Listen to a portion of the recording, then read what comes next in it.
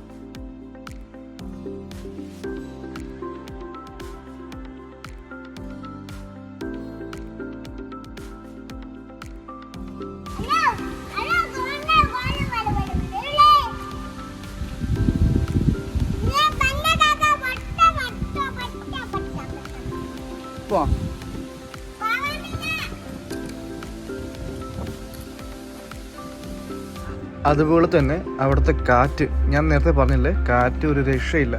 ഞാൻ അതിലെ സൗണ്ട് നിങ്ങൾക്ക് കേൾപ്പിക്കാം. ആ ഒരു ഭയങ്കര സുഖമാണ് അവിടെ നിൽക്കാൻ.